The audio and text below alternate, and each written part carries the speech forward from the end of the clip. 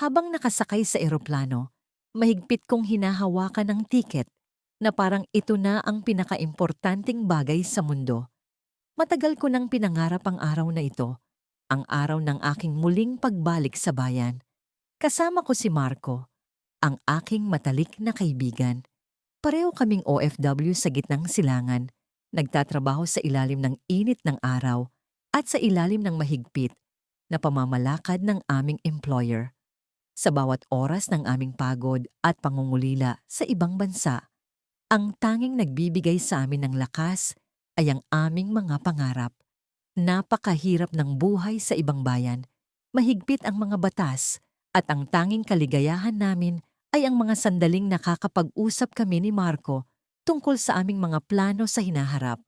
Palaging nasa isip ko ang isang bagay, ang makapagtayo ng sariling negosyo sa Pilipinas. Nang bumukas ang pinto ng eroplano, sumalubong sa amin ang masarap na hangin ng Pilipinas. Nakakapanibago ang amoy ng lupa, ang mga tunog ng mga sasakyan sa labas. Ngunit sa kabila ng ligaya, may kaba sa aking dibdib. Paano kung hindi magtagumpay ang aming plano? Paano kung pagdating dito, ang lahat ng aming pinaghirapan ay masayang lamang? Habang papalabas kami ng terminal, ramdam ko ang excitement ni Marco. "Ito na, pare. Simula na ng bagong kabanata," sabi niya habang nakangiti. Ngunit sa likod ng kanyang ngiti ay may halong pag-aalinlangan.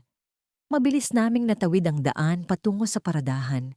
Hindi nagtagal. Sumakay kami sa isang jeepney patungo sa aming probinsya.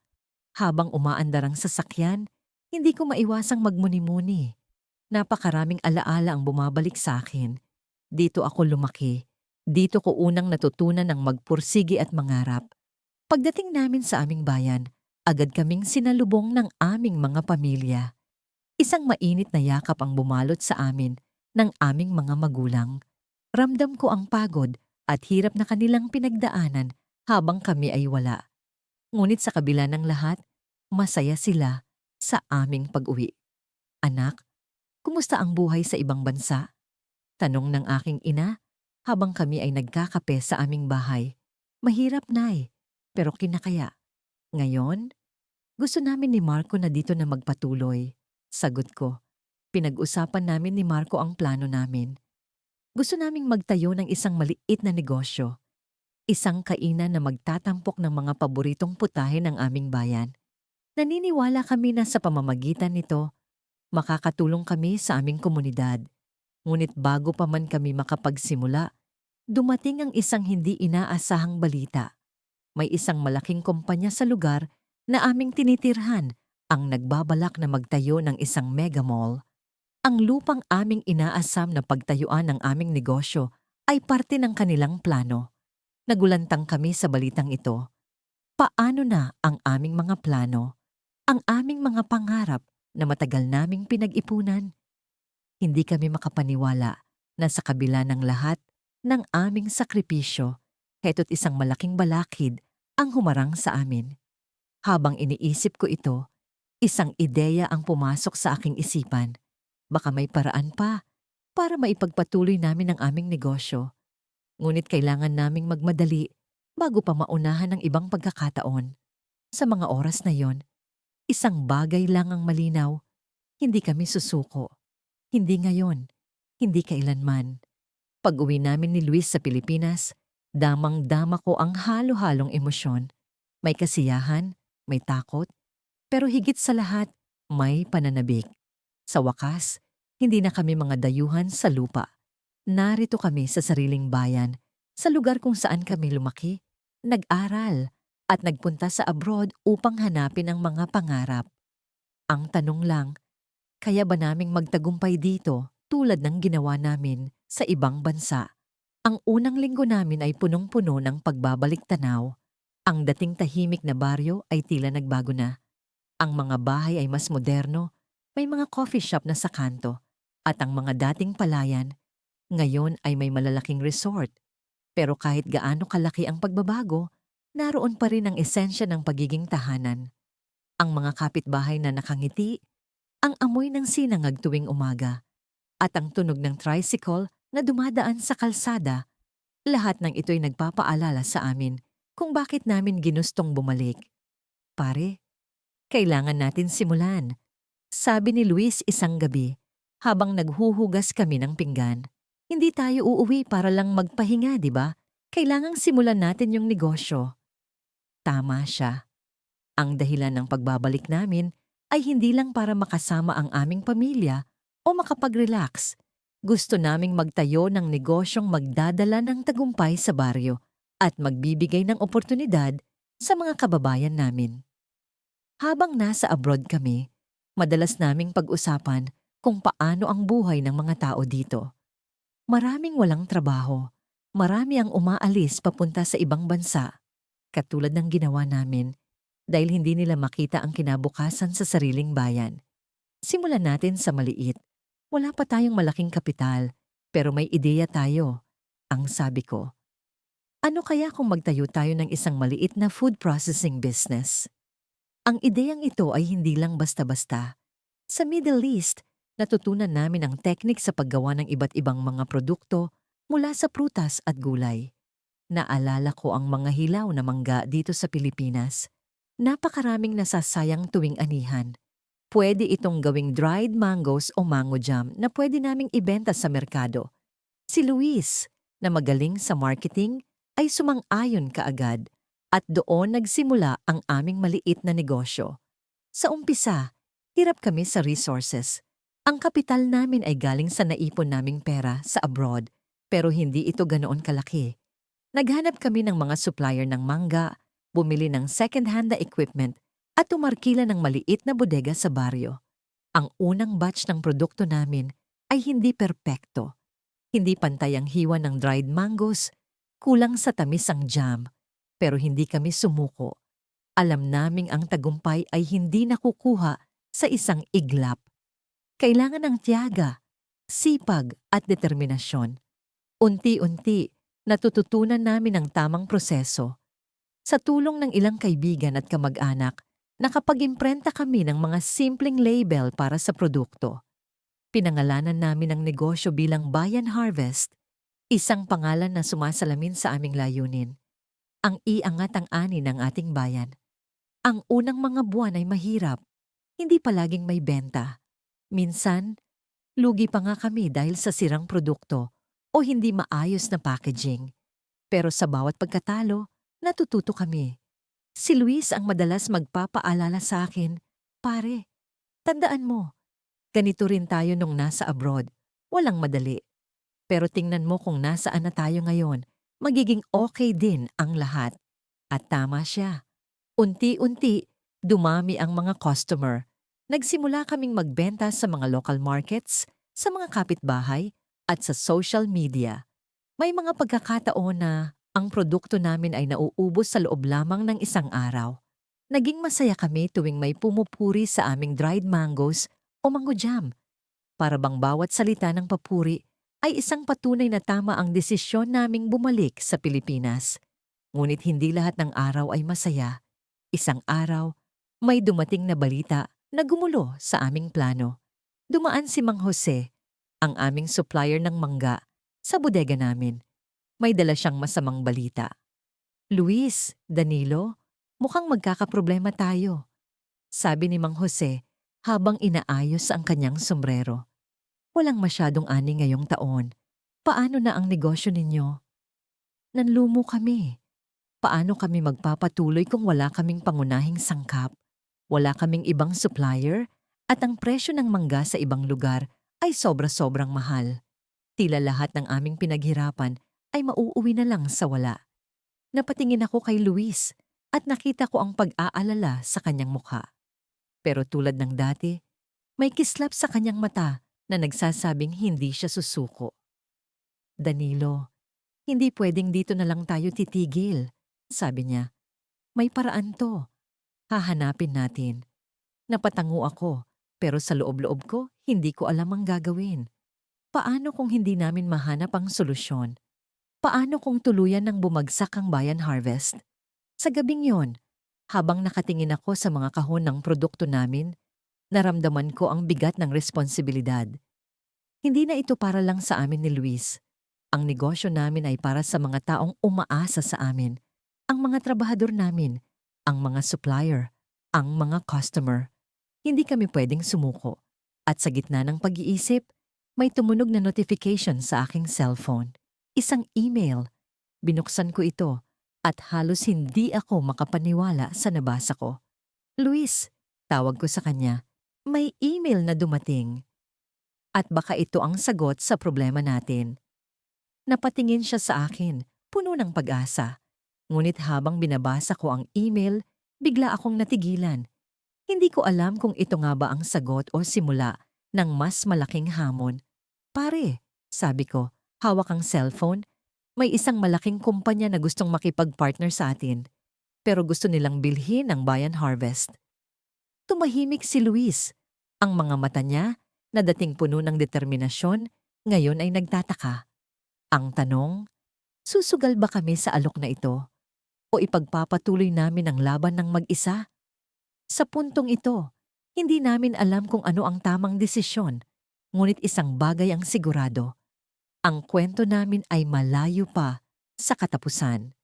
Pagkatapos ng ilang taon na pagtatrabaho sa ibang bansa, nagpasya kaming ni Lino na bumalik sa Pilipinas. Parehas kaming may sapat na ipon at mga ideya para sa negosyo na matagal na naming pinag-uusapan. Sa wakas, dumating ang oras na magagamit namin ang aming mga natutunan sa ibang bansa para sa sariling bayan. Pagdating sa Pilipinas, agad naming sinimulan ang aming plano. Nakahanap kami ng lugar para sa aming maliit na kainan sa tabi ng ilog na malapit sa sentro ng bayan. Ang lugar ay kaakit-akit at puno ng sariwang hangin. Isang perpektong lokasyon para sa aming negosyo. Ang aming ideya ay magtayo ng isang restaurant na nag-aalok ng fusion cuisine, pinagsamang lokal at international dishes na natutunan namin sa ibang bansa. Sa paglipas ng mga linggo, abala kami sa pag-aayos ng lugar, pagkuha ng mga tao, at pagbuo ng menu. Puno ng excitement at pag-asa ang bawat araw. Lahat ng detalye ay aming pinaplano, mula sa mga kagamitan sa kusina, dekorasyon, hanggang sa kalidad ng mga ingredients na aming gagamitin. Hindi biro ang pagsisimula ng negosyo, ngunit bawat hirap ay may kapalit na saya tuwing may bagong development sa aming kainan. Isang umaga, habang nag-aayos ako ng mga papeles sa opisina ng restaurant, biglang tumawag si Lino. Pare, may problema tayo, sabi niya. Halatang balisa ang boses. Agad akong nagtungo sa restaurant at doon ay nakita ko ang ilang tauhan na hindi maayos ang pag-aasikaso sa mga customer. Kasabay nito, may ilang suppliers na hindi nakapag-deliver ng mga ingredients sa tamang oras. Ano ang nangyayari? Tanong ko kay Lino. Ilang beses na namin itong pinag-usapan kasama ng mga tauhan. Di ko rin alam, pero mukhang may sabotahe, sagot niya. May nagsasabi na may kumakalat na maling impormasyon tungkol sa restaurant natin.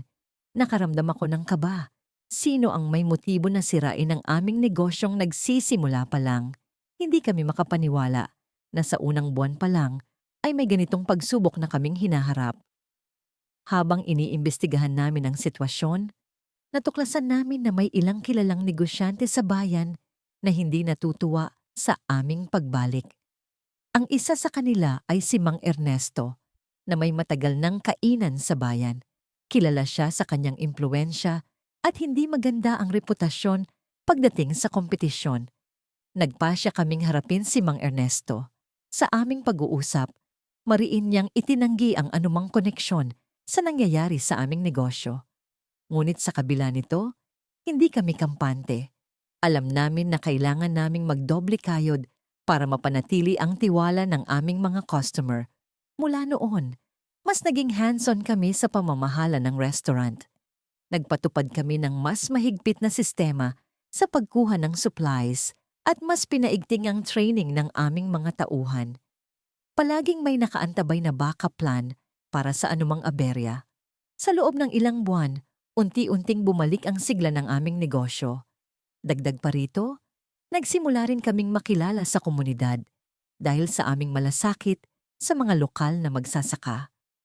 Tanging mga fresh produce, mula sa mga katutubong magsasaka ang ginagamit namin at dahil dito, nagkaroon kami ng magandang relasyon sa kanila. Ngunit isang gabi, habang abala kami sa pag-asikaso ng closing ng restaurant, may dumating na liham para sa akin. Walang nakalagay na pangalan ng nagpadala, ngunit tila mula ito sa isang taong may alam sa mga nangyayari sa aming restaurant. Nagsimula akong magbasa at habang binabasa ko ang mga salita, unti-unti akong kinabahan. Ipagpatuloy ninyo ang laban, nakasaad sa liham. Hindi ko man maipakita ang aking sarili, may mga tao na hindi natutuwa sa inyong tagumpay. Mag-ingat kayo. Saglit akong natulala, hindi alam kung paano tutugunan ang babala. Ipinakita ko kay Lino ang liham at parehas kaming nag-isip kung ano ang susunod na hakbang. Ang pagkakaroon ng isang lihim na kaaway ay hindi biro, lalo na kung hindi mo alam ang kanilang hangarin. Pare, kailangan natin itong pag-isipan, sabi ni Lino. Halatang nag-aalala. Hindi natin alam kung sino ang nasa likod nito, pero ang mahalaga, hindi tayo susuko. Kailangan natin ipagpatuloy ang laban. Oo, sagot ko. Pilit na nagpapakatatag, pero kailangan din nating mag-ingat. Baka hindi lang si Mang Ernesto ang dapat natin bantayan. Habang humaharap kami sa bagong pagsubok, napagtanto namin na ang tunay na tagumpay ay hindi lamang nasusukat sa kita, kundi sa kakayahang malampasan ang mga balakid sa daan. Sa kabila ng mga pagsubok, mas naging matatag ang aming determinasyon na ipagpatuloy ang aming negosyo. Ngunit ang lihim na liham ay nananatiling palaisipan at ang mga susunod na araw ay tila puno ng misteryo. Sino ang nasa likod ng babala? Ano ang kanilang tunay na intensyon? Sa gitna ng lahat ng ito, ang aming kwento ay patuloy na umuusad, puno ng pag-asa at takot, sa isang mundong hindi namin ganap na nauunawaan. Matapos ang halos 10 taon ng pagtatrabaho sa ibang bansa, nagpasya kaming magkaibigan na sina Lito at ako, na oras na para bumalik sa aming bayan. Sa labas, ang Dubai ay punong-puno ng kislap at mga oportunidad. Ngunit sa kabila ng mga matataas na gusali at malaparaisong tanawin, nananatili pa rin sa puso namin ang pagnanasa na makabalik sa Pilipinas. Hindi namin akalaing darating ang araw na ito. Ngunit sa wakas, narito na kami, nakatayo sa paliparan, nakatingin sa mga ilaw ng Maynila. Pare, ito na talaga yun, ha? Sabi ni Lito habang pauwi na kami sa bayan. Matagal na nating pinangarap ito. Tumango ako, hindi maalis ang ngiti sa aking muka. Oo, Lito. Sa wakas, makakauwi na rin tayo. Pagdating namin sa aming probinsya, malugod kaming sinalubong ng aming mga pamilya, mga kaibigan, at kapitbahay na tila ba nagdaos ng isang maliit na selebrasyon. Ang amoy ng masarap na lutong bahay at ang tunog ng tawanan ay nagpalala ng aming pananabik.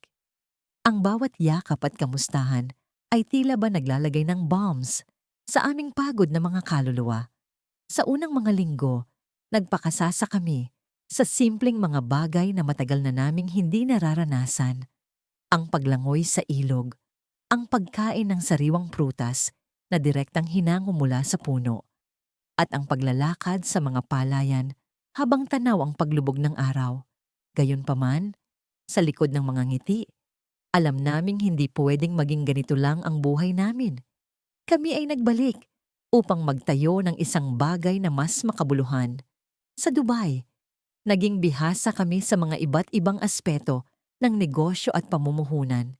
Si Lito ay naging dalubhasa sa pamamahala ng operasyon, habang ako naman ay nakasanayan ng paghawak ng marketing at paglinang ng mga relasyon sa kliyente. Alam naming magagamit namin ang mga kaalamang ito sa aming bagong yugto sa Pilipinas. May plano na ba tayo, pare? Tanong ni Lito isang umaga, habang kami ay nagkakape sa ilalim ng puno ng mangga. Oo, may naisip na akong negosyo na pwede nating simulan. Sagot ko. Ano sa tingin mo ang tungkol sa agribusiness? Ang pagpoproseso ng mga lokal na produkto para gawing mga high-quality export goods? Napangiti si Lito sa ideya. Magandang simula yan At pwede tayong magpatulong sa mga local farmers para mas mapalawak pa natin ang saklaw ng negosyo. Agad naming sinimula ng pag-aaral at pagpaplano para sa aming agribusiness venture. Nakipag-ugnayan kami sa mga local farms at nagbigay kami ng mga seminar at training upang iangat ang kanilang kaalaman sa mas modernong teknolohiya sa agrikultura. Nakipagkasundo kami sa ilang mga kooperatiba upang mapalawak ang aming network. Ang dating simpleng ideya ay unti-unting nabubuo sa isang komplikado ngunit masiglang negosyo. Ngunit sa kabila ng mga positibong simula, may mga pagsubok na hindi maiiwasan. Isang araw, habang abala kami sa pag-aayos ng mga dokumento para sa mga permits, nakatanggap kami ng balita na ang isa sa mga pangunahing partner namin sa kooperatiba ay nag-back out. Ang kanilang pag-atras ay nangangahulugan ng malaking kawalan sa aming operasyon. Paano na to, Lito? Tanong ko habang hawak ang sulat ng kooperatiba. Mukhang malaking problema ito. Oo, pero hindi tayo pwedeng sumuko. Alam ko na hindi tayo nagbalik dito para lang sumuko sa unang pagsubok. Sagot ni Lito, puno ng determinasyon. Sinubukan naming makahanap ng bagong partner habang patuloy pa rin sa pag-operate ng negosyo. Sa mga panahong iyon, kinailangan naming mag-adjust ng plano, magtipid, at maghanap ng mga alternatibong solusyon. Hindi madali, ngunit ang aming pananampalataya sa tagumpay ay nananatiling matatag. Isang gabi, habang naglalakad kami ni Lito sa palengke, nakasalubong namin si Mang Juan, isa sa mga pinakamatagal na magsasaka sa aming bayan. Mga hiho, narinig ko ang nangyari sa inyo. Sabi ni Mang Juan, baka makatulong ako sa inyo. May alam akong ibang kooperatiba na pwede ninyong lapitan. Nabuhayan kami ng pag-asa sa sinabi ni Mang Juan. Ngunit habang kami ay nag-uusap, may biglaang narinig kaming sigaw mula sa kabilang kanto. Isang grupo ng mga kabataan ang nagtatakbuhan. Tila ba may hinahabol? Lito, ano yon? Tanong ko, medyo nag-aalala. Hindi namin alam na ang gabing yon ay magdadala ng isang hindi inaasahang pangyayari. Isang twist na magbabago sa aming mga plano at maglalagay sa amin sa isang sitwasyon na hindi namin inaasahan.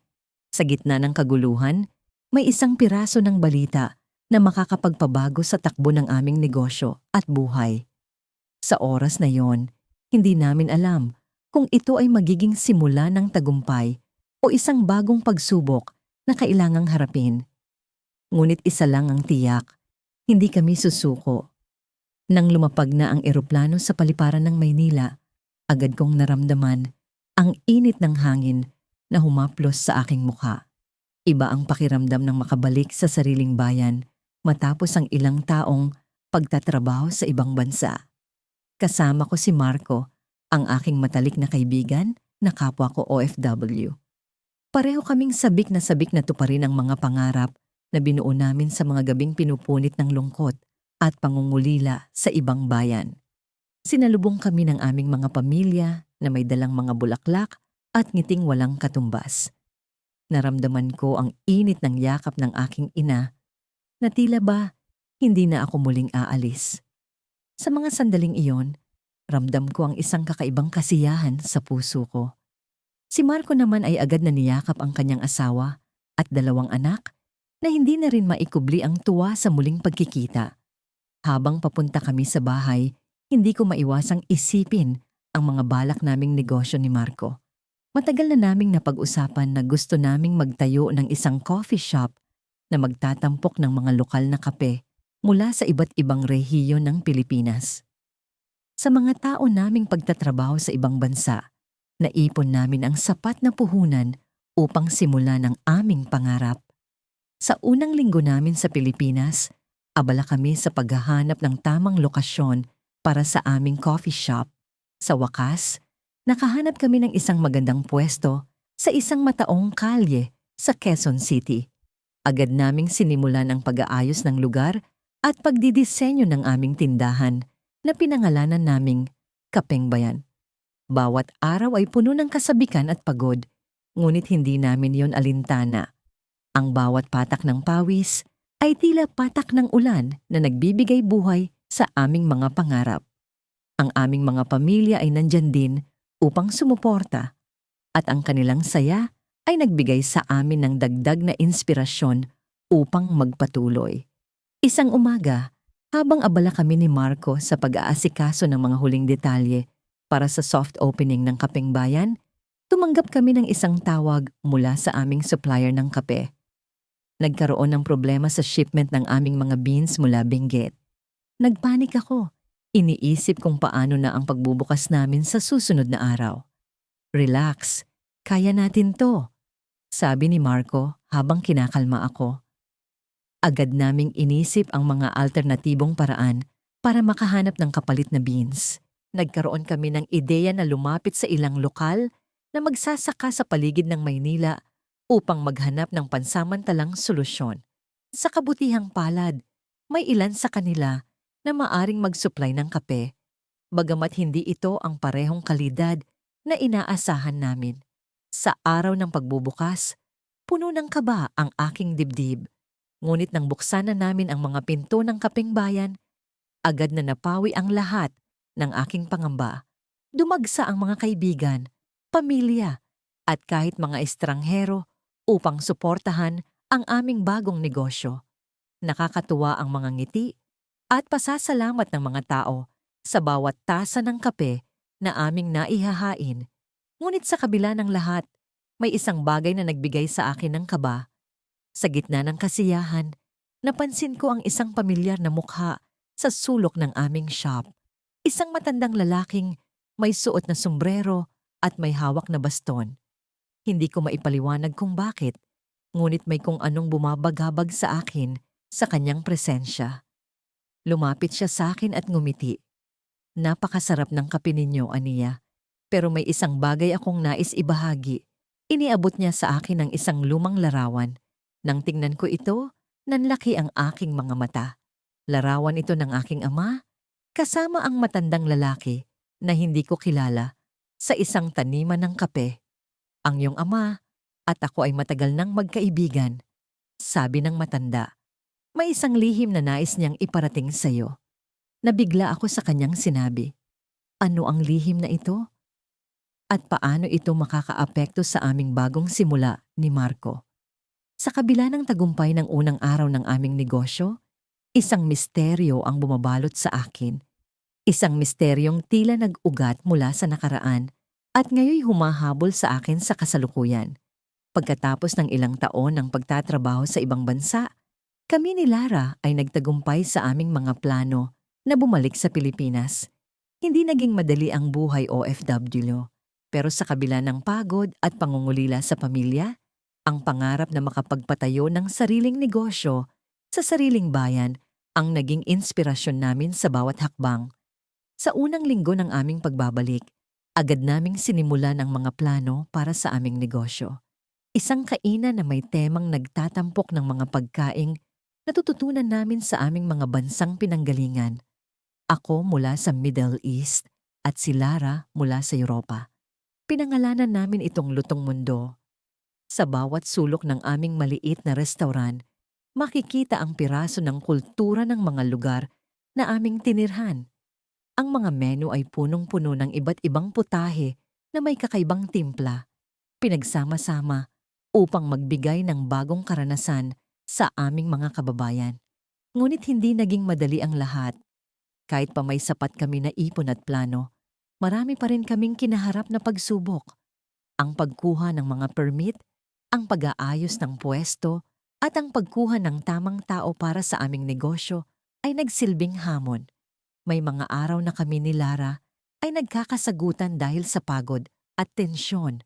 Ngunit sa dulo ng bawat araw, ang aming pagkakaibigan ang naging sandigan namin para magpatuloy. Isa sa mga hindi malilimutang pangyayari sa amin ay noong ika-6 na buwan ng aming operasyon. Nagkaroon kami ng problema sa supplier ng karne, kung saan bigla ang nagkulang ang stock. Ang dami ng aming mga customer ay nagsimulang bumaba at kami ni Lara ay halos mawalan ng pag-asa. Ngunit sa halip na sumuko, naisip naming maghanap ng alternatibo. Dito namin natuklasan ang isang lokal na kooperatiba na nagbebenta ng organikong karne. Nagdesisyon kaming subukan ito sa pag-asang magiging sapat ang kalidad para sa aming mga putahe. Sa paglipas ng mga araw, hindi namin inaasahan ang naging epekto nito. Nagustuhan ng aming mga customer ang panibagong lasa ng aming pagkain. Ang aming negosyo ay unti-unting bumangon at ang Lutong Mundo ay nabalita sa lokal na pamayanan bilang isa sa mga restaurant na sumusuporta sa mga lokal na produkto. Nagkaroon kami ng mas malalim na koneksyon sa aming mga customer at natutunan naming mas makinig at mag-adjust sa kanilang mga pangangailangan. Ngunit ang hindi namin inaasahan ay ang naging reaksyon ng isang kilalang food blogger na bumisita sa aming kainan.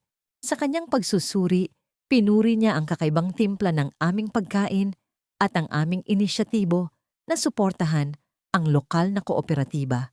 Sa loob ng ilang araw, ang aming restaurant ay naging laman ng social media at ang mga tao ay nagpuntahan upang subukan ang Lutong Mundo. Sa aming pagdiriwang ng tagumpay, habang nakaupo kami ni Lara sa isang sulok ng restaurant, nabanggit niya ang isang bagay na matagal na niyang iniisip. Alam mo, ang saya ng magtagumpay sa bayan natin, pero pakiramdam ko may kulang pa rin. Sabi niya na may halong lungkot sa kanyang mga mata. Pilit kong inunawa ang kanyang sinasabi. Sa kabila ng aming tagumpay, alam kong may mga bagay pa rin siyang hindi nababahagi sa akin. Ngunit bago ko pa man siya matanong, isang tawag ang dumating sa kanyang cellphone. Ang kanyang mukha ay nagbago. Mula sa lungkot ay naging takot. Siya na naman. Bulong niya sa akin habang tumayo siya upang sagutin ang tawag. Habang naglalakad siya palayo, hindi ko maiwasang mag-isip kung ano ang tunay na dahilan ng kanyang pagkabalisa. Sa aming pagkakaibigan, alam kong may mga lihim pa rin siyang itinatago. At sa pagkakataong ito, tila may mas malalim na dahilan kung bakit siya bumalik sa Pilipinas. Ang pag-uusap na yon ang nagsilbing simula ng mas malaking pagsubok na kakaharapin namin hindi lamang sa negosyo, kundi pati na rin sa aming personal na buhay. Sa paglingon ko, natatanaw ko ang mga tao na masaya sa aming restaurant, ngunit sa likod ng saya at tagumpay na ito, may mga bagay na naghihintay na matuklasan. Sa isang banda, nararamdaman kong ito ang magiging susi para sa mas malaking pagbabago sa aming buhay. Ngunit sa kabilang banda, may kaba sa aking puso na hindi ko maalis. Ano nga ba ang tunay na dahilan ni Lara sa kanyang pagbalik? At paano ito makakaapekto sa aming pangarap? Habang nagmumuni-muni, hindi ko maiwasang isipin ang mga susunod na hakbang. Sa aming kwento, tila hindi pa tapos ang lahat. Marami pang pagsubok at lihim na dapat harapin.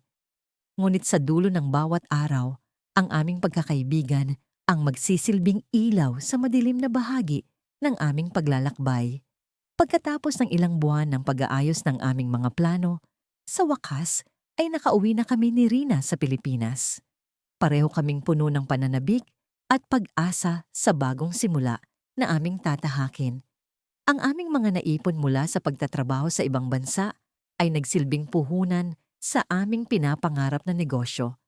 Isang kafe na hindi lamang mag-aalok ng masasarap na kape at pagkain, kundi magsisilbing inspirasyon sa mga tulad naming OFW na nagnanais bumalik at magtagumpay sa sariling bayan. Nagsimula ang lahat sa isang maliit na ideya habang nasa ibang bansa pa kami. Madalas kaming magkwentuhan ni Rina tuwing kami nagpapahinga mula sa aming mga trabaho. Ang aming mga pag-uusap ay palaging nauuwi sa pangarap na bumalik sa Pilipinas, hindi lang para makasama ang pamilya, kundi para magtayo ng negosyo na may layuning makapagbigay ng trabaho sa mga kababayan namin. Sa bawat sip ng kape, nabuo ang aming plano. Isang kafe na hindi lamang basta negosyo, kundi isang komunidad na puno ng inspirasyon. Sa paglipas ng mga araw, naging abala kami sa paghanap ng tamang lokasyon para sa aming kafe. Isang lumang bahay sa gitna ng bayan ang nakakuha ng aming atensyon. Bagamat nagdadalawang isip kami sa simula, Dahil sa dami ng kailangang ayusin, nakita namin ang potensyal nito. Sa aming mata, ang lumang bahay ay tila bulok na ngunit sa aming mga puso, ito'y magiging bagong tahanan ng aming pangarap. Sa tulong ng aming pamilya at ilang kaibigan, sinimulan namin ang renovasyon. Hindi naging madali ang lahat. Maraming beses na kaming nakaranas ng pagkabigo. May mga araw na tila walang katapusang problema ang dumarating. Ngunit sa bawat pagsubok, naaalala namin ang aming mga pinangarap at ito'y nagsilbing lakas para ipagpatuloy ang aming nasimulan. Habang abala kami sa pag-aayos ng kafe, hindi namin napapansin na ang aming komunidad ay unti-unti na ring nagiging bahagi ng aming kwento. Ang mga kapitbahay na dati hindi gaanong nagpapansinan ay nagsimulang bumisita at makipag-usap. Ang bawat tao ay naging bahagi ng aming paglalakbay. Ang kafe na aming itinayo ay hindi lamang para sa amin, kundi para sa lahat ng nagnanais ng bagong simula. Sa wakas, natapos na ang renovasyon. Sa araw ng aming pagbubukas, hindi ko mapigilang makaramdam ng kaba. Sa kabila ng mga paghahanda, ang takot na baka hindi magtagumpay ang aming kafe ay nandoon pa rin. Ngunit sa kabila ng pag-aalala, isang bagay ang malinaw sa akin. Ito'y simula ng aming pangarap na unti-unting nagiging katotohanan. Sa pagbubukas ng pintuan ng aming kafe, isang masayang sorpresa ang bumungad sa amin. Dumagsa ang mga tao, pamilya, kaibigan at mga kapitbahay. Ang aming maliit na kafe ay puno ng tao, puno ng tawanan at puno ng buhay. Sa kabila ng aming takot, ang araw na yon ay nagsilbing patunay na ang aming pangarap ay hindi lang para sa amin, kundi para sa lahat ng nagnanais ng bagong simula. Habang abala kami sa pag-asikaso ng mga bisita, isang matandang babae ang lumapit sa aming dalawa. Sa kanyang mga mata, nakita namin ang isang kwento ng pag-asa. Salamat mga anak sa pagbibigay ng bagong buhay sa aming komunidad. Sabi niya, ang kafe na ito ay hindi lamang negosyo, kundi isang tahanan para sa aming mga pangarap. Napangiti kami ni Rina. Ang aming hangarin ay unti-unting nagiging realidad. Isang negosyo na hindi lamang para sa kita, kundi para sa inspirasyon. Ngunit sa likod ng lahat ng kasiyahan, isang hindi inaasahang twist ang naganap.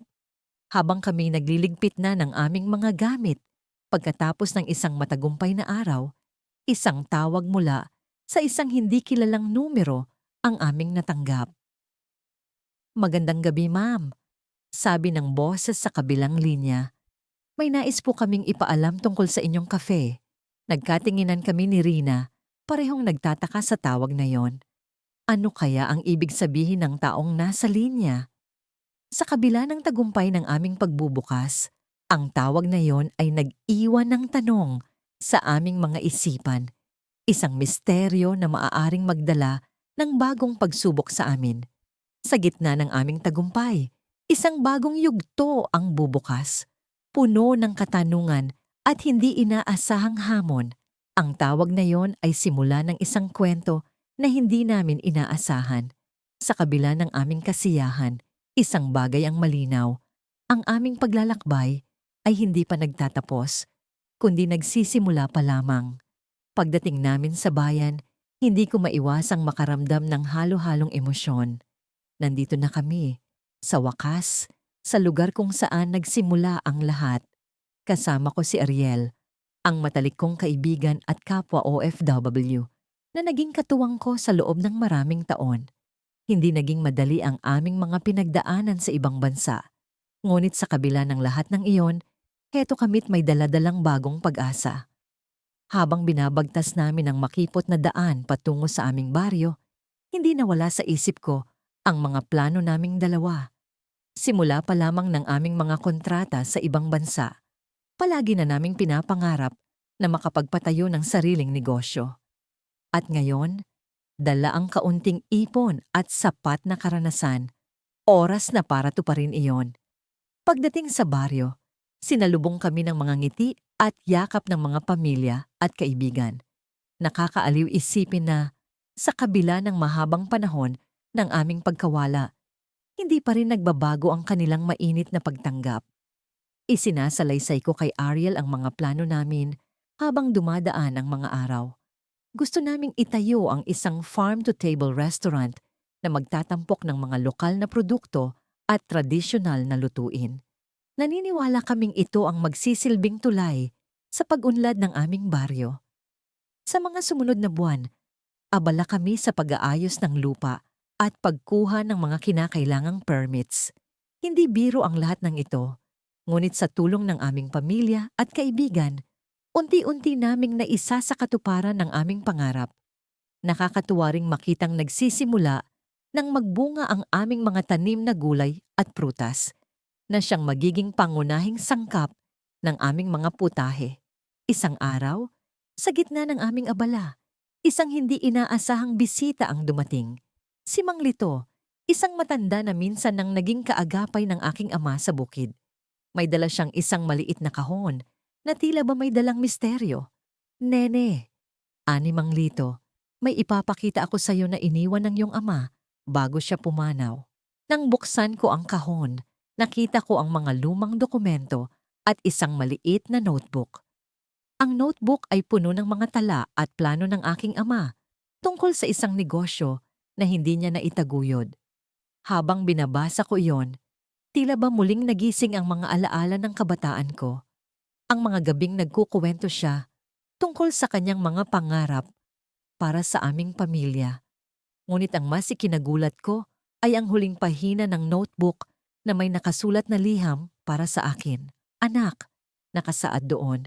Kung natagpuan mo na ito, ibig sabihin ay nasa tamang landas ka na. Nais kong ipagpatuloy mo ang sinimulan ko. Ang lupaing ito ay may lihim na yaman at nasa iyo na ang susi para tuklasin ito. Napabuntong hininga ako. Ano kaya ang ibig sabihin ng aking ama? Sa likod ng aking isip, may bumubulong na baka may hindi pa ako natutuklasang aspeto ng aming lupa. Sinabi ko ito kay Ariel at tila ba nagkaroon siya ng parehong palaisipan. Hindi namin mapigil ang aming kuryosidad. Nagsimula kaming mag-imbestiga sa mga nakapaligid na lupa. May mga hakbang na tila bumabalik sa amin. Mga dating kwento ng matatanda tungkol sa kayamanang nakatago sa ilalim ng lupa. Ngunit wala sa amin ang lubos na naniniwala. Hanggang sa isang gabi, habang naglalakad kami ni Ariel sa gilid ng aming taniman, may narinig kaming kakaibang tunog.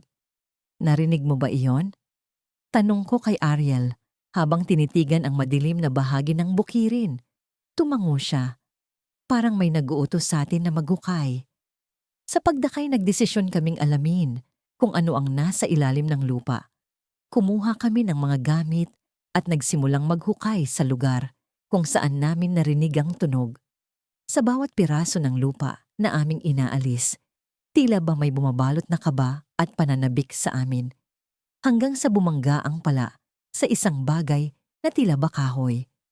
Unti-unti naming hinukay ang paligid nito hanggang lumitaw ang isang lumang kahoy na baul. Ang mga mata namin ni Ariel ay tila ba nagningning sa tuwa at pagkasabik. Ngunit nang buksan namin ang baul, isang malaking sorpresa ang bumungad sa amin. Sa halip na ginto o kayamanan, isa itong koleksyon ng mga lumang dokumento, mga mapa, at larawan ng aming baryo noong sinaunang panahon.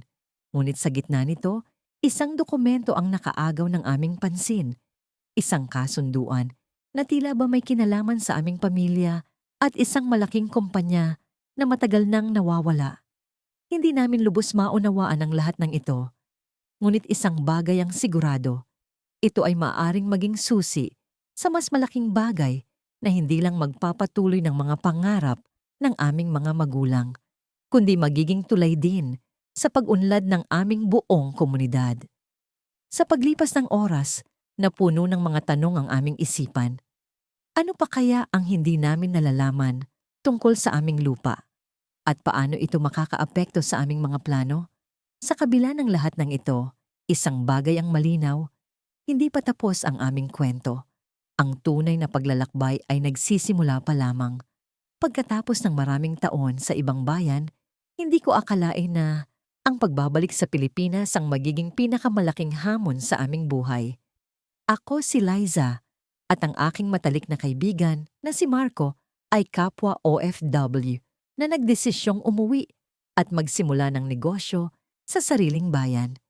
Sa ilang taon naming pagtatrabaho sa gitnang silangan, natutunan namin ang kasanayan sa pamamahala na sa tingin namin ay magagamit namin sa pagtatayo ng aming sariling kumpanya sa Pilipinas. Pagdating namin sa Maynila, puno kami ng pag-asa at pangarap. Ang unang hakbang namin ay ang pagbuo ng plano para sa aming negosyo. Isang maliit na cafe na nagtatampok ng mga lokal na produkto at kakaibang kape na natutunan namin mula sa mga iba't ibang bansa. Sa unang linggo, abala kami sa pag-aayos ng mga papeles, paghanap ng lokasyon at pakikipag-usap sa mga supplier. Ang lahat ay tila maayos at nasa tamang direksyon. Ngunit sa ikalawang linggo, unti-unti naming naramdaman ang bigat ng mga pagsubok. Hindi pala ganoon kadali ang magtayo ng negosyo. Ang mga permit at lisensya na kailangang asikasuhin ay tila walang katapusan. Bukod pa rito, ang aming napiling lokasyon ay biglang nagkaroon ng problema sa kuryente na nagpatigil sa aming renovasyon. Sinimulan kong tanungin ang aming desisyon. Tama ba ang ginawa naming pag-uwi? Puno rin ng pagdududa si Marco, ngunit pinilit naming magpatuloy. Isang gabi, habang nag-uusap kami ni Marco sa isang maliit na karinderya, may lumapit sa aming isang matandang lalaki. Narinig ko ang tungkol sa inyong plano, sabi niya, at nais kong magbahagi ng ilang payo. Napatingin kami sa kanya, nagtataka kung sino siya. Ako si Mang Ramon, dati akong OFW din tulad ninyo. Bumalik ako at nagtagumpay sa sariling bayan. Ibinahagi ni Mang Ramon ang kanyang kwento, paano siya nagsimula sa isang maliit na negosyo at paano niya nalampasan ang mga pagsubok sa pagbabalik. Ang sikreto, aniya, ay ang pagkakaroon ng tamang mindset at ang hindi pagsuko. Sa mga sumunod na araw, isinapuso namin ang payo ni Mang Ramon. Unti-unti, naghanap kami ng alternatibong solusyon sa aming mga problema. Nakipag-ugnayan kami sa mga lokal na opisyal para sa mas mabilis na pagproseso ng aming mga permit. Nakipag-usap kami sa mga eksperto para sa solusyon sa problema sa kuryente. Isang umaga, habang abala kami sa pag-aayos ng loob ng aming cafe, may dumating na hindi inaasahang bisita. Si Mang Ramon dala ang ilang kagamitan na maaaring makatulong sa aming renovation. Hindi ko ito magagamit kaya naisip ko na baka kayo ay may pangangailangan, sabi niya. Nagpasalamat kami at nagpatuloy sa aming gawain. Nang araw na iyon, tila mas mabilis ang aming progreso. Nakaramdam kami ng bagong pag-asa at napagtanto namin na sa kabila ng mga pagsubok, may mga taong handang tumulong at sumuporta. Puno ng determinasyon, nagpatuloy kami hanggang sa matapos ang renovation ng aming cafe. Ngunit sa gabi ng aming soft opening, isang hindi inaasahang pangyayari ang naganap. Habang abala kami sa paghahanda, biglang nag-brown out. Sa gitna ng dilim, narinig ko ang pag-aalala ng mga bisita. Agad kaming kumilos upang maglagay ng mga kandila sa bawat mesa at magpatuloy sa serbisyo. Sa kabila ng aberya, nagawa naming mapanatili ang positibong karanasan para sa aming mga bisita. Sa huli, nagtagumpay ang aming soft opening. Hindi man ito perpekto, natutunan namin ang halaga ng pagiging handa at ang kahalagahan ng suporta mula sa komunidad. Ngunit habang nagliligpit kami, may natanggap kaming tawag mula sa opisina ng kuryente. May problema tayo sa linya, sabi ng boses sa kabilang dulo. Maaari itong tumagal ng ilang linggo bago maayos. Dito ko napagtanto na ang tunay na hamon ng pagbabalik ay hindi lamang ang mga pisikal na pagsubok, kundi pati na rin ang emosyonal na lakas ng loob para ipagpatuloy ang laban. Puno ng kaba, napatingin ako kay Marco. Ang aming pangarap ay tila muling nakabitin sa kawalan. Sa gitna ng aming pag-aalala, biglang dumating si Mang Ramon, dala ang isang generator na maaari naming magamit pansamantala. Hindi ko ito kailangan, sabi niya, Gamitin ninyo para sa inyong negosyo. Sa pag-asang dala ng bagong pag-asa, nagpasya kaming harapin ang mga susunod na araw ng may positibong pananaw. Ngunit sa likod ng aming isipan, alam namin na ang bawat araw ay isang bagong pakikibaka. Sa gitna ng mga pagsubok, natutunan namin na ang tagumpay ay hindi lamang tungkol sa pagsisikap, kundi pati na rin sa pagkilala sa mga taong handang tumulong sa iyong paglalakbay. At sa pagharap namin sa susunod na hamon, isang tanong ang patuloy na gumugulo sa akin. Ano pa kaya ang susunod na pagsubok na darating sa amin? Pagkatapos ng ilang linggong pagpaplano, sa wakas ay nakabalik na kami sa aming bayan ni Mario. Ang hangin sa probinsya na sumasalubong sa amin sa airport ay nagdulot ng kakaibang pakiramdam ng kapanatagan. Iba talaga kapag nasa sariling lupa ka. Maraming taon kaming nagtrabaho sa ibang bansa, ngunit sa kabila ng lahat ng hirap at sakripisyo, narito kami ngayon, handang ipagpatuloy ang laban sa sariling bayan. Pagdating sa aming lugar, agad kaming sinalubong ng mga kaibigan at pamilya. Naramdaman ko ang init ng kanilang pagmamahal, tila ba walang oras na lumipas simula noong huli kaming umalis. Ang mga ngiti at yakap nila ay nagbigay sa amin ng lakas at kumpiyansa para simulan ang bagong yugto ng aming buhay. Pare, ito na yun, sabi ni Mario habang hinahawakan ng balikat ko, sabay turo sa aming itatayong negosyo. Napili namin ang isang maliit na espasyo sa gitna ng bayan para sa aming bakery. Matagalan na naming napag-usapan ito, isang negosyo na hindi lamang magpapayaman sa amin, kundi magbibigay rin ng trabaho sa ilan sa aming mga kababayan. Sa unang linggo ng aming operasyon, hindi madali ang lahat.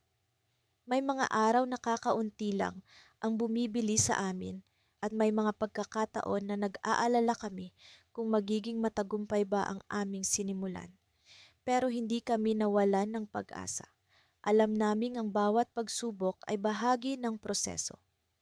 Isang umaga, habang kami ay abala sa paggawa ng tinapay, dumating ang isang kilalang food blogger sa aming bakery.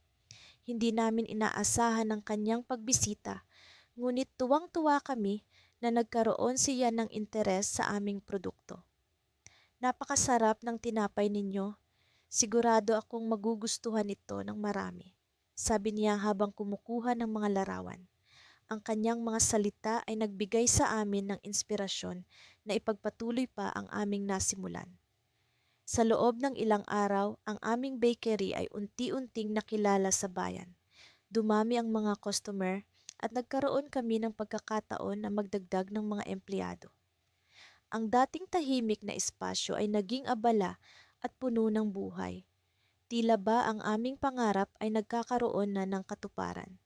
Ngunit sa kabila ng aming tagumpay, may mga bagay pa ring gumugulo sa isip ko. Isang gabi, habang kami ni Mario ay nag-uusap sa likod ng bakery, napansin kong tila may dinaramdam siya. Ano bang problema, pare? Tanong ko sa kanya. Hindi agad siya sumagot, nang tumingin muna siya sa malayo, parang may iniisip na malalim. May isang tao na gustong makipag-partner sa atin. Malaking kumpanya pero may kondisyon sila. Sabi ni Mario sa wakas. Nagulat ako. Anong kondisyon? Ang gusto nila, kontrolin ang kalahati ng negosyo natin. Sa kanila raw ang marketing at distribution, tayo naman sa production. Pero ang kita, hati rin, paliwanag ni Mario. Dumating ang sandali na kinailangan kong timbangin ang aming mga option. Maganda ang alok, ngunit may kapalit. Kung tatanggapin namin ito, maaari ngang dumoble ang kita namin, ngunit mawawala ang kalayaan naming pamahalaan ang negosyo ayon sa aming mga prinsipyo. Sa aking pag-iisip, biglang nagring ang aking telepono. Isang tawag mula sa isang hindi kilalang numero. Nagsimula akong mag-alala, hindi ko alam kung ano ang magiging laman ng tawag na iyon. Kaya't sinagot ko ito at hindi ko inaasahang maririnig ang boses ni Linda, ang aming dating kasamahan sa abroad na matagal nang hindi nagparamdam. May kailangan kayong malaman, sabi niya. May kumakalat na balita sa industriya tungkol sa kumpanyang gusto ninyong makipag-partner. Hindi sila mapagkakatiwalaan. Napatigil ako sa aking narinig. Ang kanyang babala ay nagdulot ng takot at duda sa akin. Anong balak ng kumpanyang ito? Bakit tila may misteryo sa likod ng kanilang alok? Sa gabing iyon, hindi ako makatulog. Ang mga salitang binitiwan ni Linda ay paulit-ulit na umaalingaw-ngaw sa aking isipan. Kailangan kong malaman ang katotohanan. At sa kabila ng takot na bumalot sa akin, alam kong ang desisyong gagawin namin ni Mario ay hindi lamang para sa aming kinabukasan, kundi para rin sa mga tao na nagtitiwala sa amin. Kinaumagahan, nagpasiya akong magsimula ng masusing investigasyon tungkol sa kumpanyang nag-aalok ng partnership. Habang unti-unti kong nakikita ang mga indikasyon ng kanilang hindi magandang reputasyon, mas lalo akong nagigising sa katotohanang kailangan naming maging matalino sa aming desisyon. At sa isang hindi inaasahang pagkakataon, natuklasan ko ang isang lihim na dokumento na naglalaman ng mga detalye ng kanilang mga hindi etikal na gawain. Ang mga impormasyon na ito ay nagbigay sa akin ng matinding kaba, parang isang bomba na handang sumabog anumang sandali. Ngayon, kailangan kong harapin si Mario at ipakita sa kanya ang aking natuklasan.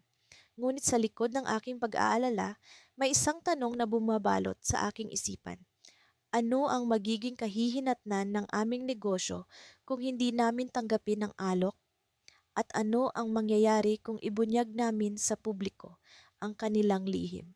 Sa kabila ng lahat, isang bagay ang tiyak. Ang aming desisyon ay magiging kritikal sa aming kinabukasan. At sa paglipas ng mga araw, muling sumiklab ang tanong sa aming isipan. Alam ba ng kumpanyang iyon na natuklasan na namin ang kanilang lihim?